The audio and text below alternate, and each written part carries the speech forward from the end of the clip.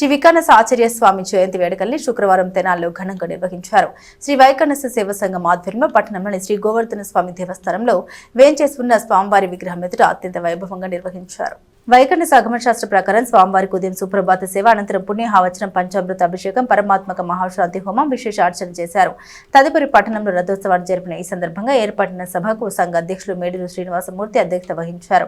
రొంపిచెర్ల లక్ష్మీ నరసింహాచార్యులు రాజ్యలక్ష్మి తాయారు జ్ఞాపకార్థం కుమారుడు శ్రీనివాసమూర్తి దంపతులు నారకోడూరు వెంకటేశ్వర స్వామి ఆలయ అర్చకులు మాల్యవంతం జానకి రామాచార్యులకు అర్చక పురస్కారం అందించారు. నారాయణం మోహన్ లక్ష్మి జ్ఞాపకార్థం రంగాచార్యులు ఉత్సవ కైంకర్యానికి సహకరించారు. వేదాంతం నాగమారుతిచే వ్యాపార సముదాయాలపై వచ్చే ఆదాయంతో ఆలయ కార్యనిర్వహణాధికారి మల్లేశ్వరి ద్వారా 10 ఆరాధన జరిపారు. కార్యక్రమంలో సంఘ ప్రధాన కార్యదర్శి Madhav Kumar, organizing secretary T Raghu, కోశాధికారి యోగానంద చక్రవర్తి, గౌరవ అధ్యక్షులు లక్ష్మీ నరసింహాచార్యులు, సలహాదారులు అనంత ఆచార్యులు వేణుగోపాల్, ధన్వంతరి లక్ష్మీనారాయణాచార్యులు, నల్లూరి అనంత శయనం, జీవన్ కుమార్, గోపాలకృష్ణమూర్తి, కమలాకర్ బాబు, రొంపిచెర్ల కిరణ్ కుమార్, డాక్టర్ అనిల్ కుమార్, యశ్వంత్ సాయి, వరుణ్, వంశీకృష్ణ తదితరులు పాల్గొన్నారు.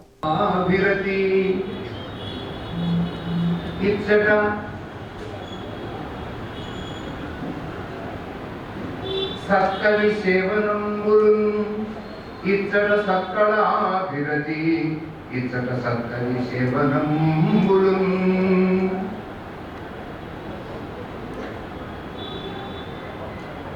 ముచ్చట తీర సాగినది ముచ్చట తీర సాగినది ఇచ్చట సత్కళాభిరతి ఇచ్చట సత్కవి సేవనంబులున్ లక్ష్మీనారాయణ గారు నాకు ప్రకటన చేశారు. 400వ అష్టావధాన కార్యక్రమం నారాయణ బాలసుబ్రహ్మణ్యం గారి నవంబర్ 1వ తేదీన నిర్వహించబోతున్నారని, ఆ కార్యక్రమానికి కేవలం మన ఆంధ్రానే కాకుండా తమిళనాడు, అలాగే తెలంగాణ, కర్ణాటక రాష్ట్రాలను కూడా కొందరు ప్రముఖులు కూడా ఆ కార్యక్రమానికి విచ్చేయబోతున్నారు. అదొక విజయోత్సవ సభలాగా కొనసాగబోతుంది. ఎంతో పవిత్రమైనటువంటి రోజు శ్రావణ మాసం పూర్ణిమ.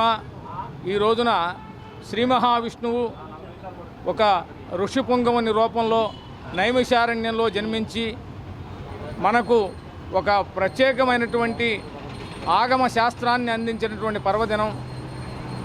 వికనస మహామునిగా ఉద్భవించి వేదాన్ని అనేక విధాలుగా ఖననం చేసుకుని మనకు ఆ శాస్త్రాన్ని అప్పగించాడు కాబట్టి, వేద ఖననం చేసినటువంటి వాడు కాబట్టి వికనసుడిగా ఆయనకు ప్రఖ్యాతమైనటువంటి పేరు రావటం జరిగింది.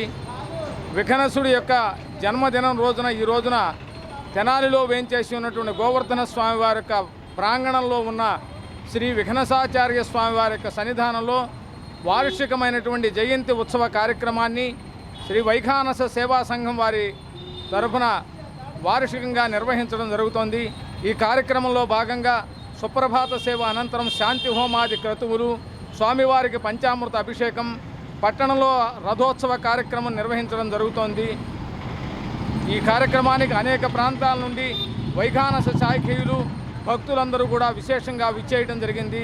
స్వామివారి యొక్క సంపూర్ణమైనటువంటి అనుగ్రహం కోరుకుంటూ ప్రత్యేకమైనటువంటి పూజా కార్యక్రమాలు నిర్వహించడం జరిగింది.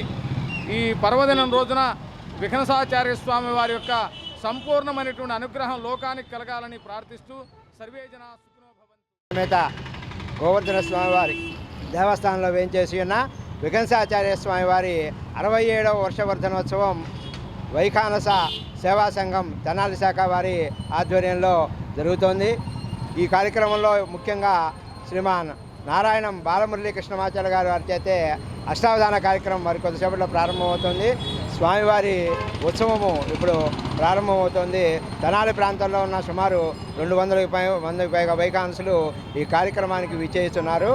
శ్రీ వికనసాచార్య స్వామివారు తిరుపతి, మంగళగిరి వంటి ప్రముఖ క్షేత్రాల్లో వైఖానస ఆగమం ప్రకారం పూజా కార్యక్రమాలు జరుగుతున్నాయి. భక్తులందరికీ శ్రీ స్వామివారి కృపా కటాక్ష వీక్షణ